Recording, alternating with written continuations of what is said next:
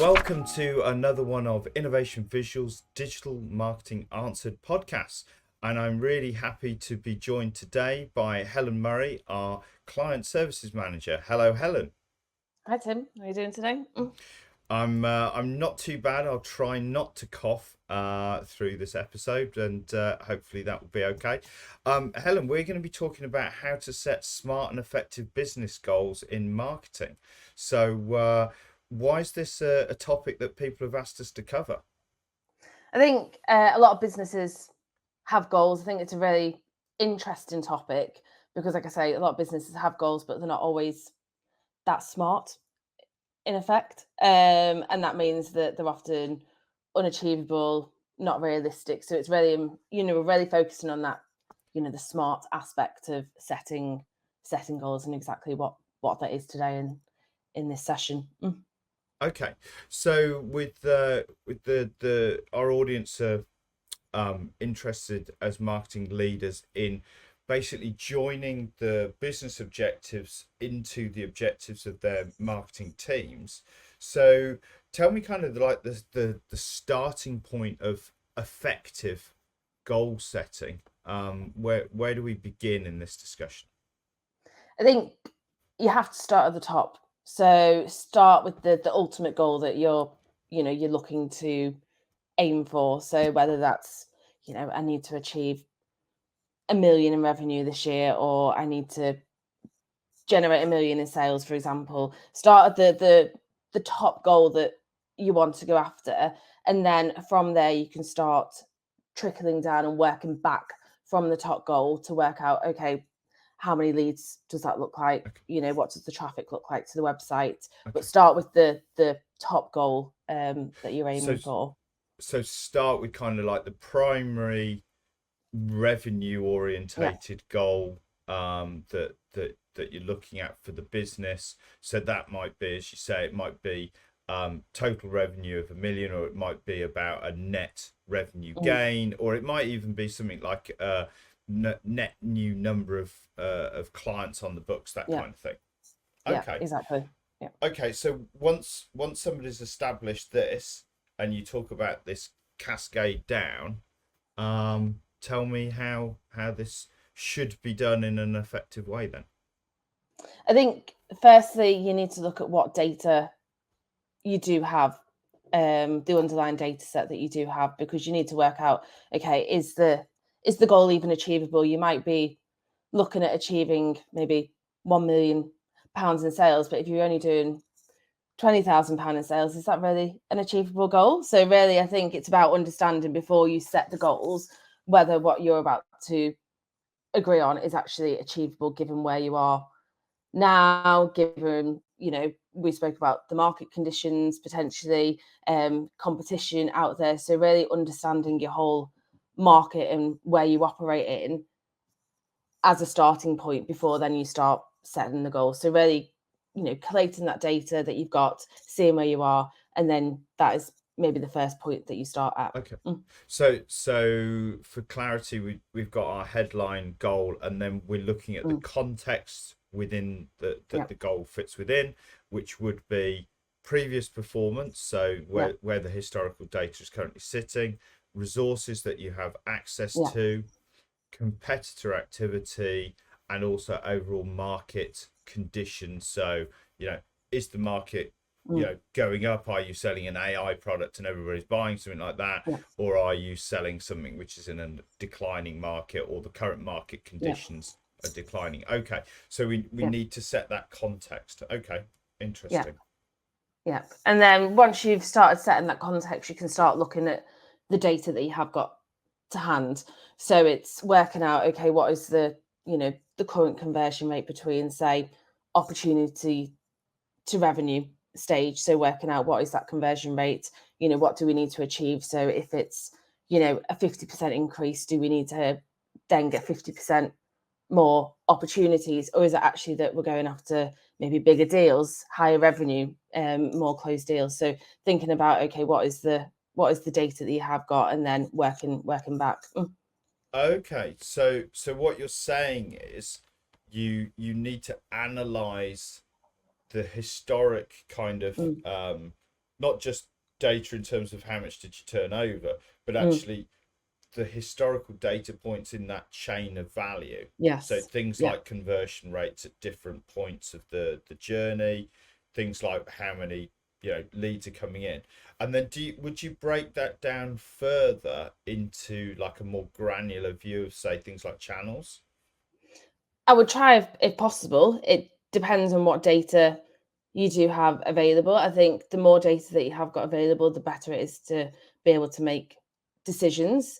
So if you have got that data, it's good to break that down into channels, because then if we're thinking about marketing goals, you may have someone in your team responsible for, results from SEO. So then you can start breaking down to say, this is your goal. We need to, from organic, we need to achieve this amount of traffic per month, these amount of conversions to contribute to the overall business goal. And then again, you can break that down into other channels such as paid. This is the goal for paid, this is the leads, this is the cost per acquisition that we need.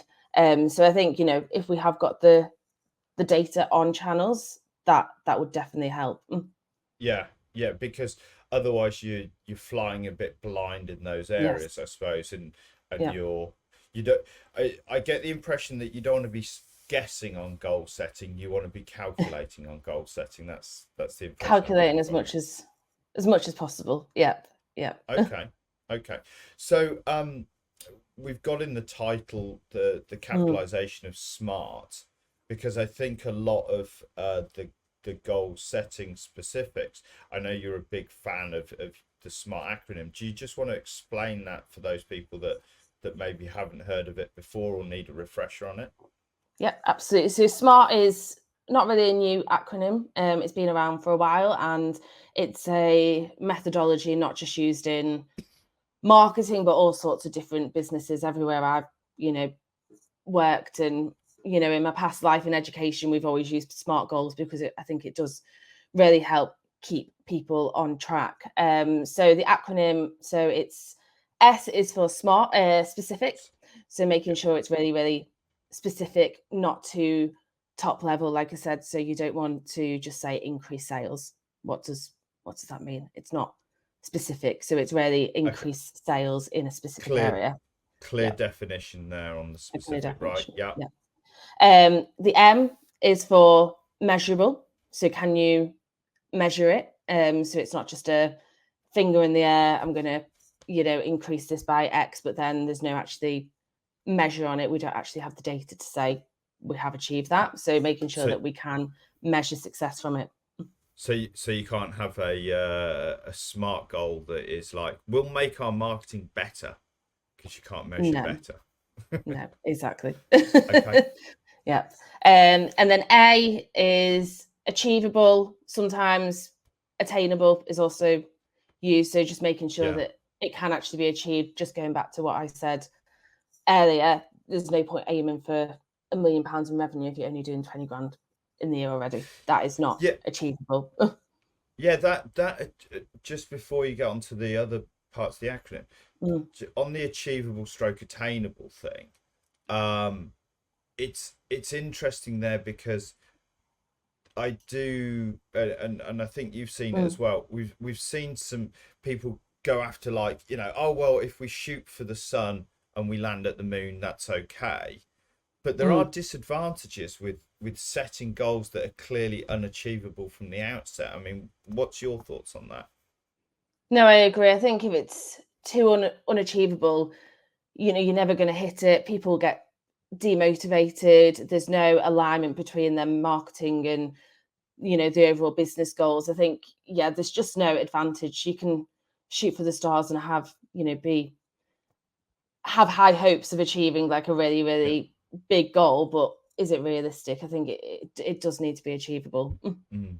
I think, Yeah. and from my viewpoint, I think also it can really screw with your budgeting, because if Mm, you come up with this like unachievable goal of, we're going to double everything this year but with mm, 10% more in the way of resources, it doesn't, is that, should the business plan actually sort of scale their delivery team to mm, cope with twice the volume of work? It becomes actually I think, problematic from a logistical viewpoint through the business. Because if Mm, marketing say, hey, we're going to do this amazing goal, then the business doesn't know whether they should scale for it or go, oh, well, marketing's just mm, making that up. And actually, it's only going to be 10% growth, not 50% growth, because yeah, there's no yeah, way they'll hit that. So, yeah, yeah, yeah. okay.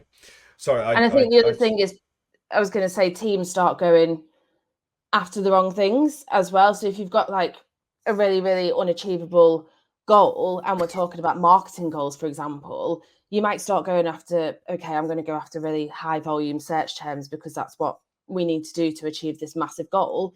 But then are those high volume search terms really going to bring the revenue, yeah, for example? So yeah, yeah, yeah. there's no alignment then if you think too big. If you think unachievable, yeah. Okay, that's good. Sorry, I'll bring you back to the acronym then. We've done the All right. S, M, and A, and we're got the R and the T to go. So R, So are realistic.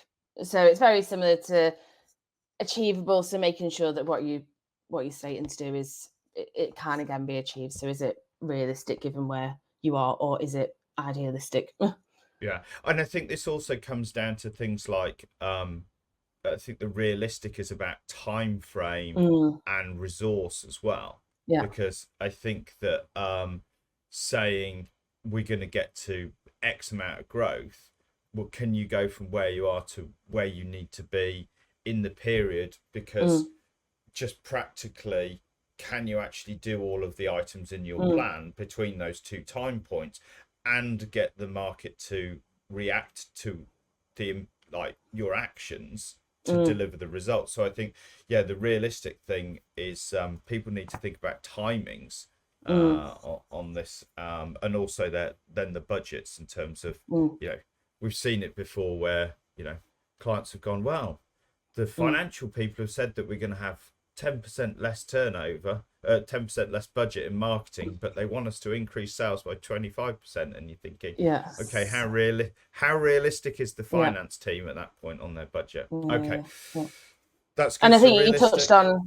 you touched on market conditions as well. So again, ties into being realistic. If your market is shrinking by 30%, but you're aiming to increase by 30%, then there's a discrepancy there. That is, probably Yeah. not realistic given the current state of the market. Mm, Yeah, and I mean, I think I was looking at the Office of National Statistics stats for January 24 online sales changes. And mm, I mean, all in January 24, all online sales dropped according to the online Office of National Statistics. But things like clothing and footwear dropped by 15%.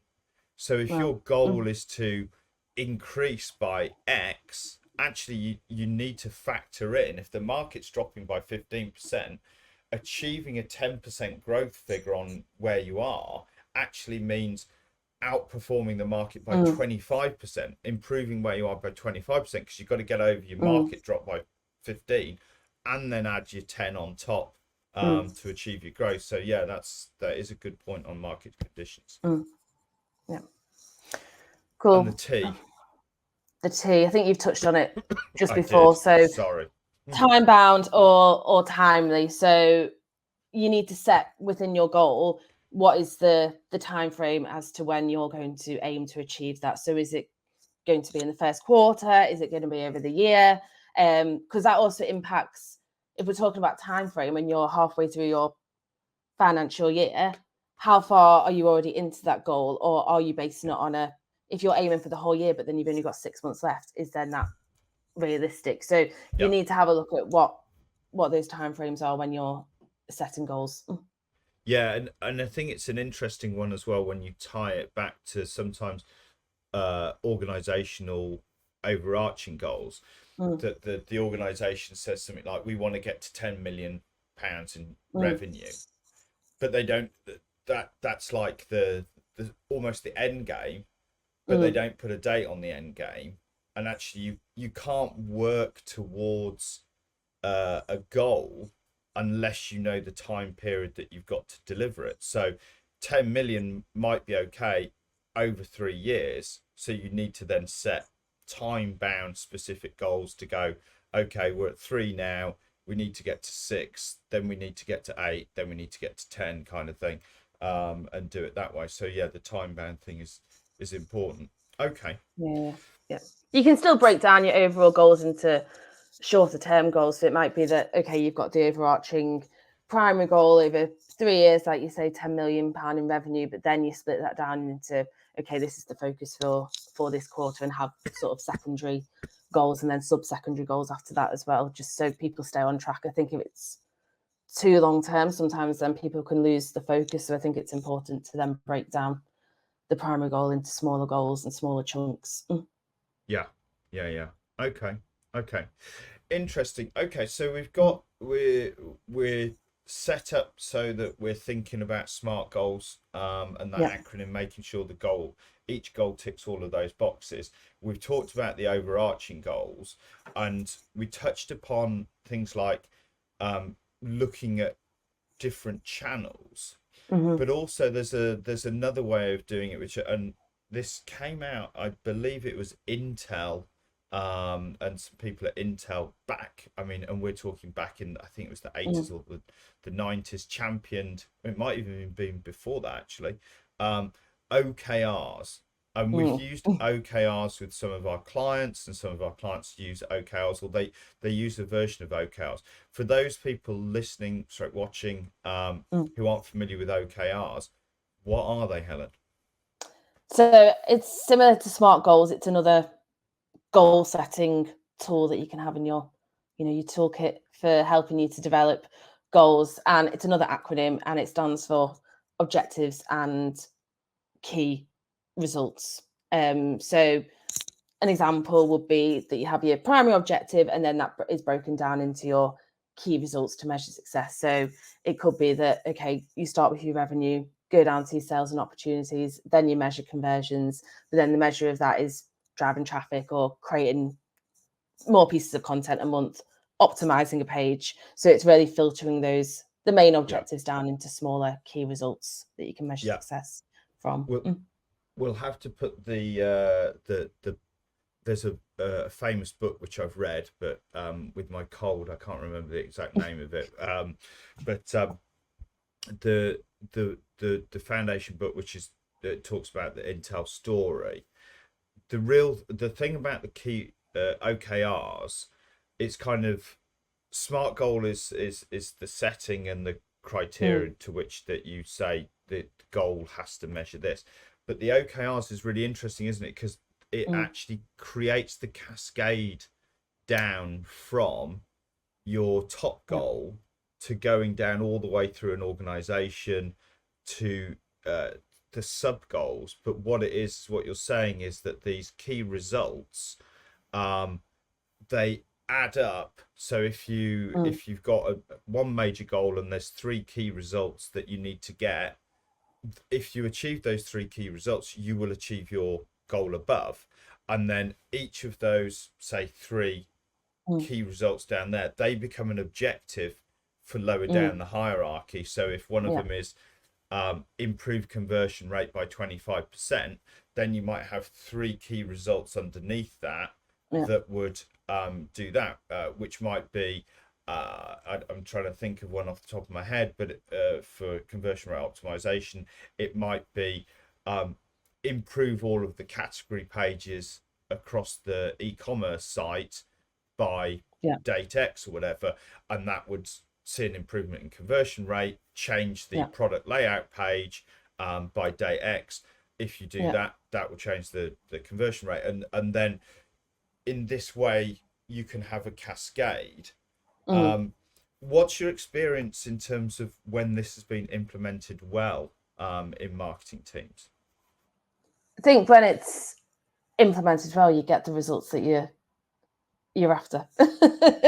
So you achieve your goals when it is implemented well, because everyone's aligned, everyone's staying on track, everyone's clear about what role they play in achieving the overall goal.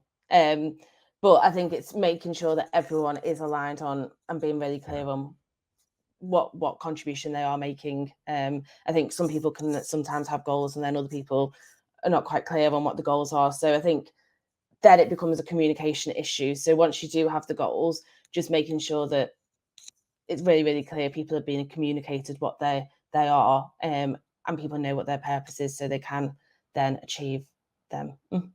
Okay, so that's really interesting in terms of, we're talking about effective goals in marketing. You're now getting onto this point about communication and the importance of alignment. So how should marketing leaders listening to this episode start thinking about, okay, they're doing this work on their goal setting for the coming year, the coming quarter. What things do they need to consider when it comes to the communication and the alignment piece? I think it's thinking first who needs to be in the room and aware of the goals. So deciding who are the key stakeholders who contribute to these results. So once that's decided, then you can think about, okay, how are we actually going to communicate it? Is it, okay, we're going to get everyone in the room together, talk about the overall business objectives, and then maybe have other breakout groups to discuss the specific goals that align with the digital team or the events team, for example. So it's really thinking about who do we need to communicate this to, what do we need to communicate, and why, and making sure that everyone is clear, and also following up as well. So communicating first the overall goals, and then making sure that you've got regular check-ins with these different stakeholders and different people contributing to those goals, to making sure that people are staying on track. Okay, so would you say that it's about a combination then of making sure people are bought in because they've helped set them, but then also keeping them in contact with what's going on? Yes, yeah, definitely. So in terms of trying to keep in touch with the goals, if we're setting annual goals, which is kind of the typical methodology, we've talked in SMART that goals must be measurable. What kind of things do you think that you need to do? Is it about dashboards or reports? How would you keep people in touch with the goals to make sure that they're being dealt with effectively? Yep, I think there's a number of ways. Dashboards are really useful. We provide, for example, with our clients, monthly reports. So dashboards can help more on, the weekly analysis of results basis. Monthly reports can analyze the progress monthly, but then also having, bigger quarterly meetings, potentially to check in to see where you are, look at the longer term data, and check and see if the goals that you did set are still realistic, what needs to change as well. So I think having regular check-ins at different points, so dashboards, reports, review meetings, and then individual meetings with members of the team who are contributing as well, to see, okay, where are you up to with against that goal this month, Helen, for example. Yeah. So would you, on that bit about individuals and their contribution, would you assign individuals their own specific goals? I think it would definitely help. So they're clear on their purpose and what they're contributing towards the goal. I think them having a bit of an idea rather than those general goals, I think it really does help. Yeah. So in that cascade down, whether we use OKRs or whether we use just kind of understanding the connection between elements, we would want to cascade it all the way down, so an individual within the marketing team has got clearly defined SMART goals for themselves as an individual, knowing how that's going to impact the greater the company goal. That's really good. And I mean, because we don't always see that, do we, with clients that we're when we start working with them, we often see that goals aren't being set in a cohesive way. No, and I think part of the problem is because sometimes when we start working with clients, the data isn't always right, and it goes back to that point, we need to have good data to be able to make good decisions about what the goals should be. So often we will work with clients when we first start on making sure that the data they have is reliable, it's all set up properly so we can actually analyze that and then work together with the client to come up with some agreed goals that are realistic and based on where they are now. Okay. So the data again becomes the foundation for this, to make sure that we're all on track. Going on to then, you talked about quarterly reviews and marketing leaders maybe doing quarterly reviews on their goals and wanting to make sure that they're effective, which means that they're delivering the results. What would you say when, say, somebody gets to a quarterly review point and they've got one or two of their goals aren't on track and they don't look like they're going to hit it? What should be the approach then? Okay, so before you just throw maybe the goal in the bin and say, no, we're not achieving that, I think it's worth looking at, firstly, was the goal realistic in the first place? Could it have ever been hit? So was it just a finger in the air goal, or was it actually a realistic goal? The other thing is, depending on how far you are off from it, it might be that, okay, you maybe change the goalpost slightly, or potentially it's more about, okay, what is the strategy here and what are the tactics you're going to implement instead? Do we need to change our approach to achieving this goal potentially? So having a look at what we've been doing, what's worked, what's not, does it need to change, and then maybe either changing something or implementing some new tactics to help achieve that goal. Okay. So really, when it comes to goals that aren't on track, you have to do a review of why they're not on track to start with, before you start making sweeping judgments as to, well, we shouldn't do this anymore, kind of thing. And then so if we were using something like an OKR approach, I suppose excuse me, I suppose if we're hitting, or we're on track for the 3 key results that sit below that goal, yet we're well off on hitting that goal, it could be that our strategy or tactics, which we assumed hit those 3 key results, we deliver X, actually the correlation isn't there. So therefore, if we still want to hit that goal, we should change what the key results should be. Or it could be a matter of, actually, we set something too far away from where we are at the moment, and while we're making progress, the outcome versus the inputs isn't a realistic kind of element. Yeah, exactly. Or an external factors need to be considered again. Going back to that, so it could be the competition is doing more, they have more resource, so they're doing more, so then they've stolen more of the market share, and then that makes it more difficult for us to hit the goal, for example, or changing economical conditions potentially. So it's not just internal factors, but you do still need to be looking outside when you're reviewing the goals and the performance against them. Right. Yeah, that's a really good point, because all digital marketing is a competitive undertaking. So we could be saying, oh yeah, it's really good, we've done these things and we should get this goal. But if your competitors have suddenly, doubled their marketing spend, you could be on the back foot just to keep market share. Or like the example we used about clothing and footwear online sales dropping in the period. If you weren't expecting that, and suddenly you're not hitting your growth goals, it might be that you're doing all the right things and your tactics and your strategy is right, but the market is falling away, and therefore you're not going to hit those numbers. Okay, interesting. In terms of keeping everybody on track, we talked about assigning the like sub goals all the way down to individuals as well.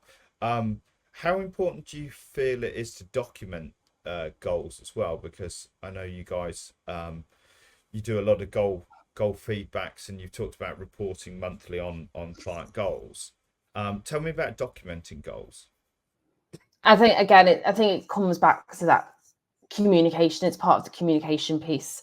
So you've got the verbal communication, communicating the goals to the team, but also documenting it is in effect the the written communication part of it. And I think being able to visualize it, see the goals, I think it keeps people aligned. And when you're looking at doing your reports, for example, you can clearly state the goal, and then you can look at where you are against it and see it in comparison directly. And you remember them. If you don't document them, they're easily forgotten. Or you get down the line and you go, why have you spent time on this and not on this? And it's like, well, that was because it was aligned to that goal. So we should kind of think about wrapping this up in terms of, you know, the key takeaways. Do you want to start off with giving the audience the key takeaways then, if they're thinking about sitting down doing some revision on their goals and marketing, what are those things that we should be what are the key things that they should have taken away from this episode? Having good data is essential. So I think getting your data in order is key to being able to make, you know, decide good business goals, good marketing goals. Then making sure once you've looked at the data that you are setting smart goals. So making sure that they are specific, measurable, attainable, realistic, and timely, based on internal and external factors. So looking at what you're doing internally in terms of resource, but also looking externally at, you know, the market conditions, the competition, things like that. So really looking at those internal and external factors. Then once you set the goals, making sure they're cascaded down to different departments and members of the team, everyone who needs to be involved in the goal setting approach, and also achieving the goals, making sure they're clear on their purpose and responsibilities, and then documenting and tracking your goals, to making sure that you're following up, and making sure that you're progressing against what the goals are. And I just thought that's very good summary. One of the things that we have not gone into lots of detail on is this connection between the goals and the sub goals, you know, the value chain, if you like. And for those people that might be listening going, well, you haven't told me, you know, whether I should be doing 50% increase in my organic, or I should be increasing my paid and things like that. And it's probably worth saying that the reason why we haven't spoken about that is because it's so client specific. And this is often where a good agency can actually really help you understand, okay, this is your overall goal, this is the data, and this is what the data tells you about actually creating that cascade, because that cascade is very, you know, it's so individual. It's like a fingerprint for each organization, isn't it? So we can't just say in this session, oh well, you should be focusing on X rather than Y, and you should be doing that rather than that. But that's kind of the meat in the sandwich, so to speak, of this goal setting, to really understand not just correlation but causation. So what marketing decision or what marketing impact gives what marketing outcome, or sales or revenue or MQL opportunity outcome. And so so for those people that are thinking, why haven't you told us that, it's like, it's because it's your own organizational fingerprint and it's so specific, isn't it? Yeah, exactly. Yeah. Okay, well that's really good. Hopefully people listening and watching, depending on which platform they're on, have found that really useful. As always, people can get in touch with us at the innovationvisual.com website, also through commenting on the various different platforms. Please do like and subscribe to the Digital Marketing Answered podcast. Leave a review, it helps other people discover it. We are spread across various different platforms, so please do that review on whichever platform you choose to consume this. And thank you very much for spending your time to listening and watching. Thank you very much to Helen for your time and expertise today. And until the next episode, all the best with your goal setting and marketing. See you at the next episode.